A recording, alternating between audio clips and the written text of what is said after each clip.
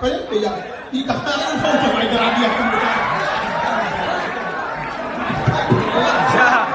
यदि माँ बाप को कोई चीज पसंद आ गया तो सूर्यास्त से पहले माँ बाप के पास होना चाहिए।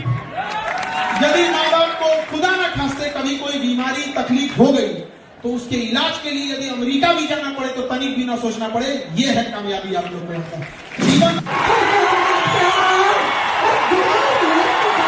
महिलाओं के एजुकेशन पर से जीएसटी हटाया जाए और यह जैसे हटेगा महिलाओं पर से जीएसटी।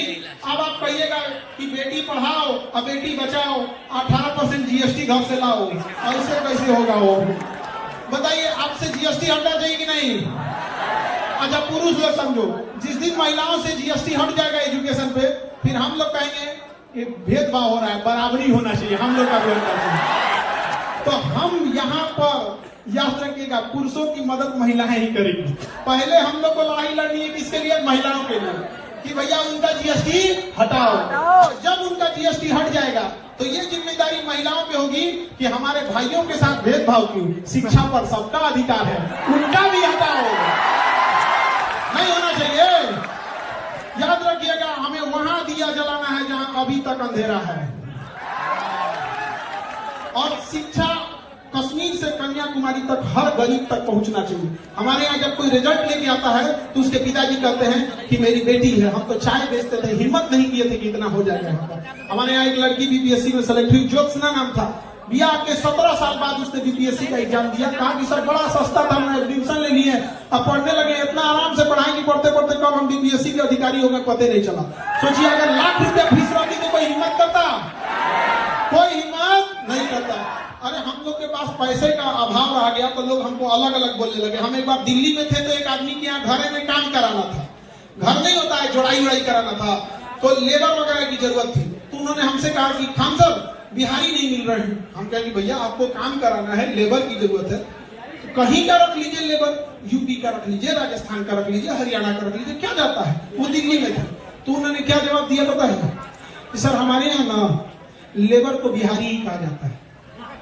सोचो कितना तकलीफ लगता होगा कि हम लोग कहां से कहां चले गए। जब मगध था ना, मगध,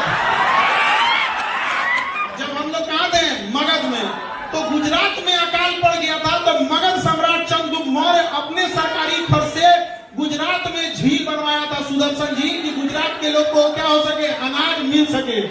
आज हालत ये हो गया है कि यहाँ 8,000 10,000 की मजदूरी करने के लिए बिहार का आदमी कहाँ जाता है? गुजरात जाता है। अरे हम लोग को बड़का बड़का बहुत ज्यादा फैक्ट्री में अपने जरूरत की चीज लगा दो। यहाँ भाषण देता है कि बिहार में फैक्ट्री होना चाहिए। भैया पहले तुम अपने एक अगरबत्ती का कारखाना लगा के दिखाओ, नहीं जाऊंगा यार।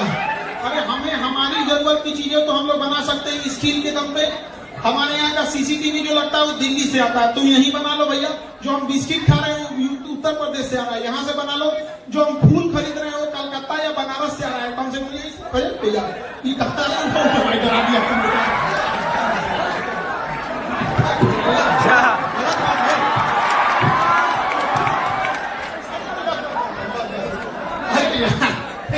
इसको क्या होगा, हमको लगा बीमार पड़ गया बेचारा।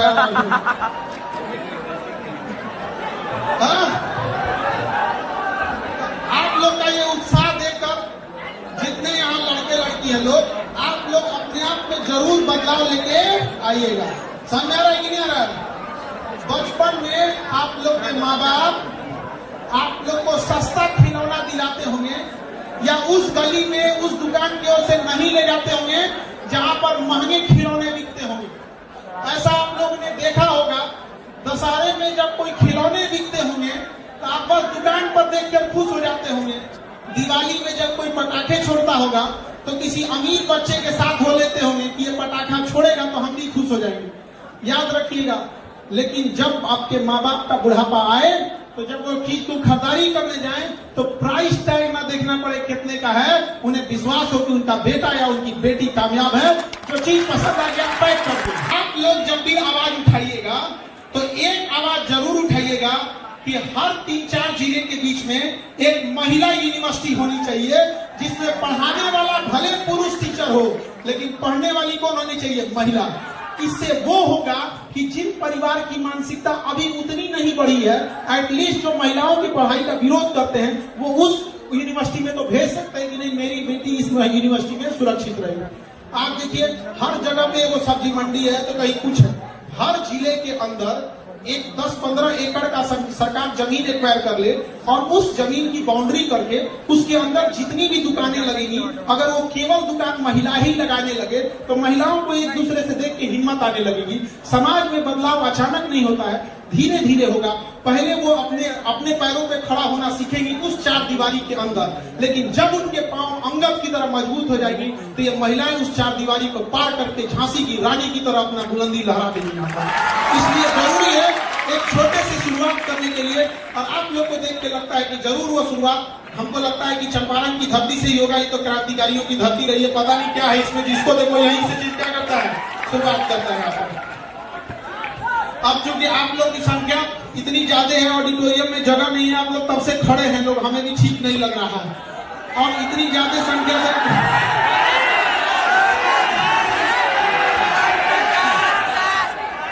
कैपेसिटी से ज्यादा आप लोग ऑडिटोरियम में आ गए हैं लोग, तो कभी कभी सोचते हैं कि हम एक नेक्स्ट जरूर विजिट रखेंगे, इससे बड़ा कोई हॉल वगैरह की व्यवस्था मानेंगे, जिसे कहेंगे कि जरूर कीजिए।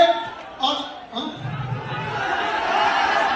अब हमें यहाँ ज्यादा आइडिया नहीं है, गांधी मैदान तो पटना का भी बहुत बड़ा है, यहाँ भी बहुत बड़ा है, तो यहाँ भी हम जरूर आए। और हम ये चीज जरूर चाहेंगे कि आप लोग जब भी मिले तो एक दूसरे का हाथ से हाथ मिला के चलना सीखिए। अगर आपको कहीं जल्दी पहुंचना है तो अकेले दौड़ जाइए, लेकिन अगर आपको बहुत दूर तक जाना है तो साथ लेके चलिए। याद रखिएगा, दूर की मंजिल अकेले नहीं होती है, क्योंकि रास्ते में बहुत बार आंधियां तूफान आते हैं, फिर एक का हाथ पकड़ के रहते हैं। और जब आप अपनी कामयाबी की सीढ़ियां चढ़िएगा तो याद रखिएगा, सीढ़ियों पे मिलते हुए कुछ लोगों का चेहरा याद रखिएगा, क्योंकि जब आप बुलंदी से नीचे उतर रहे होंगे तो उन्हीं लोगों से मुलाकात होगी। यदि मुंह मोड़ कर गए होंगे तो लौटने का वो भी आपका सहारा नहीं बनेगा। और जिंदगी की रफ्तार ऐसे रखिएगा कि दुश्मन चाहे आगे निकल जाए, लेकिन एक दोस्त पीछे नहीं छूटना चाहिए। भरोसा होना चाहिए कि मेरा दोस्त कामयाब हुआ है, वो हमें जरूर क्या कर लेगा, निकाल लेगा। समझ आ रहा है कि नहीं आ रहा है? और वहां से क्या हो गई, लापता हो गई मंजू देवी नाम है इनका, तो